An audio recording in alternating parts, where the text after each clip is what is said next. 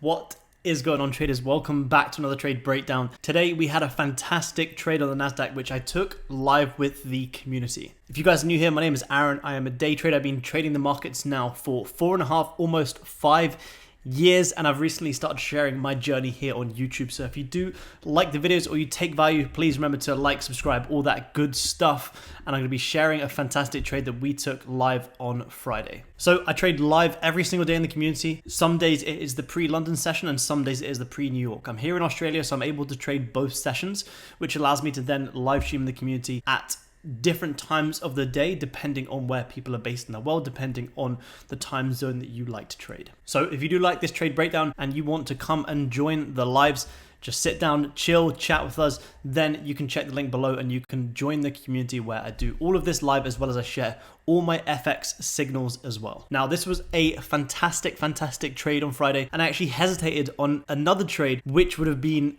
it's painful to say, around 150 to 200 point move, which is painful, but it's part of the game. We took the fantastic short down. It was like a 1 to 4 risk to reward, and then the one back up would have been about a 1 to 8 to 1 to 10, which is just absolutely insane.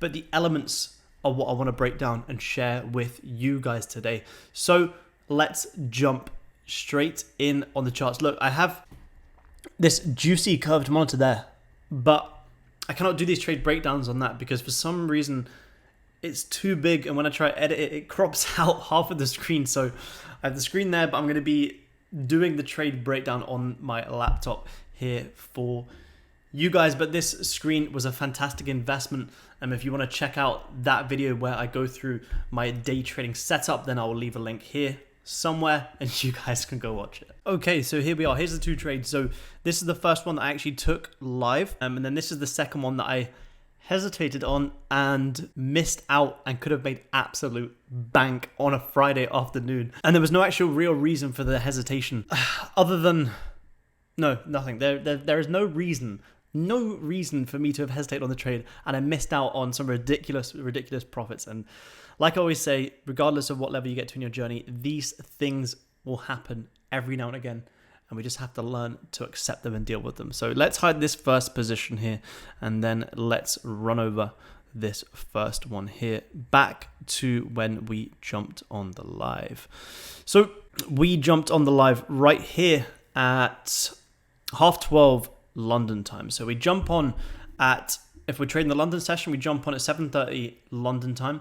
And then when we trade the New York session, we jump on around 12:30 London time, which is 7:30 New York time, I believe. It's either 7:30 or 8:30. Yeah, 7:30, and then we trade through to the 8:30 open, and then we wait for that, and then we go again at the 9:30 open. So, right, first things first, enough rambling on. We can see the NASDAQ was in a very nice clear downtrend, creating these lower lows, lower highs, lower low, coming up for a lower high to then take this back to the downside, okay? Now, all I was looking to do is trade my liquidity grab strategy. In the simplest of terms, I'll show you guys a simple breakdown of it. I cannot share my full strategy, of course. However, I will show you the basic understandings, and even with these key points, you can actually start to build a very good trading plan. So we jumped on the live call. I had these highs and these lows marked out. All I was doing is playing highs to lows. I don't care where price is going to go. I'm not here to predict price. If price is taking out a low, fantastic. When the price action is right, I'll go long. If price is taking out a high, if I get the right price action, fantastic, I'll go short. I don't care which way the market's going to go. I don't care if we're going to go up, down, left, right, backwards. I'm just going to trade exactly the direction that the charts are telling me which way to go. So all I was doing is waiting for that stop hunt, and then I wanted a confirmation that the bears were going to step in. Because I think a lot of times people think they're trading liquidity grabs, however they get caught in traps and they see price starting to throw wicks. However, that doesn't mean that it's a liquidity grab and we're just going to drop. If you just trade off just a wick and just a rejection, there's quite a lot of the time where price will actually come in and fill in that wick before then dropping again. So you can get caught out twice when you think you're being smart. What I like to do is wait for a flip in the opposite direction on the 5-minute time frame. So this is scalping / day trading. If I'm trading FX, I'm swing trading, but when I'm trading the NASDAQ, I'm intraday trading. So that's my intraday plan. And all I was then doing is exactly that. We're saying to the community, look, we've taken out these highs from here. It's very possible that we're going to have a 50 plus point drop. All we are waiting for is price to give us that confirmation. So if we just skip on, boom, there we go. No bearish close just yet. Came up, almost filled in all of that wick. And the very interesting thing here, I can't flip back because the replay tool will go, is this may look like a double top to you, and it is a double top. However, on the S&P, we actually took this out, and then the NASDAQ didn't need to. So that's what I was then saying to the community when we were going live and we're flicking between both charts, is fantastic. Now that the S&P's taken out the highs, NASDAQ doesn't need to. As soon as we get the confirmation, let's go short. Wait for the next candle to close. We closed very, very bearish, which is exactly what we wanted. And basically on the retest of this level, that's when we decided to trigger some shorts. Right there was our entry. Fantastic, fantastic snipe. Stops were originally around a 10-point stop loss. You're looking for this to play down into this low. And then as soon as we had another leg down, that's when I trailed a more aggressive stop to just above this high. As price continued down, we were like, boom, fantastic. We've sniped an absolute peach of a trade here. So let's go keep it going. And we were just, from this point on, as soon as we were just breaking all levels, I was like, I'm literally just going to be holding down all the way down to this low. If we get stopped to break even, we get stopped to break even. It was once we had taken up this low, I was like, fine, stops are going to break even. We're currently running 30 points in profit. Fantastic place to go break even. And then look at that. 5 minute, we're just closing very, very bearish. And then bam, we came down, we took out that low, and that's when I started to secure the bank. Some of the guys held longer than me, which is fantastic. That's what I like when I do these live streams, is people can see and understand in real time, not just the signals, but the understanding of why we're taking the trades, the mindset behind it, and how they can actually manage their positions better than me and how they can hold them longer than me. So came down to 50 points, which is the minimum of what I want to go to. And with the way the markets have been recently, somewhat choppy in the sense we have an aggressive pushback down and then it completely retraced, as well as coming very close to that New York Open. I was like, you know what, I'm just going to secure the 50 points. And if we get a long opportunity, then we'll take that. And we did get an opportunity and I didn't take that. So part of the game. But after we took out this low, I hope it doesn't break the refresh. Cool. 15 minute was just so bearish. There was actually no real reason to close. And in hindsight, and what I'm doing a lot more now is just trailing an aggressive stop. Rather than just closing the position just because you like the profits, close the position because the markets are telling you to get out of the position. Right here, it wasn't telling me to get out of the position, so I actually could have held a little bit longer. And then look at that. We then ran down even more, and that's when a lot of the guys started to secure some as well, because we were coming into a very nice higher time frame level of support. And we were also starting to create this 1, 2, 3 third drives into the lows, and this is potentially a place where price could start to reverse from. And that's when I started to look for potential long opportunities around this level. So incredible short. If we just put a stop back in, get our stop loss back. So stop was around there. So ran down to a 1 to 6, risking 11 points to make 70. It's absolutely incredible. And then once we had secured that profit, markets were moving nicely. So we just continued on the live stream.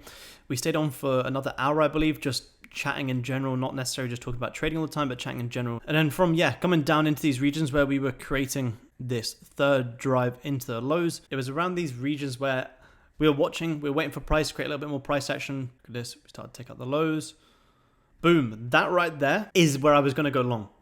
And I was talking about this live on the Zoom and I was hesitating. And this is, you don't just hesitate when you have losses in trading, when you've made money as well. You hesitate on the other side because you don't want to give back your profits. But the most important thing here, and which I broke my plan, I can't be annoyed at myself because I had a fantastic short, but I can because I could have approached things a lot better. An opportunity presented itself again, and regardless of the previous trade, I should have just taken it. What we had seen is we were creating this little double bottom there. Price is coming, taken out, nice strong 5 minute close, and I was looking to go long on the retest. My stops were going below this low, and I was looking for this to easily come up and run up into this trend line and probably fake out and take out that high there for a 1 to 10 risk to reward, which is just incredible. Look at that. Came back down, and look at that. And this is, again, we were flicking on the live stream between the NASDAQ and the S&P. The NASDAQ didn't take out this low, however, the S&P did, so it was very valid for me to go long here and have my stops below this low.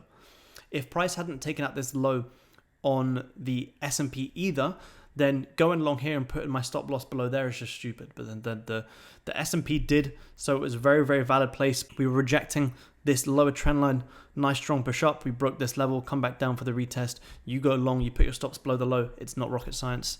And then look at that. Absolutely disgusting push back up. Yeah, 1 to 10 right there in the matter of 10 minutes. And in 10 minutes, you've just banked a 1 to 10.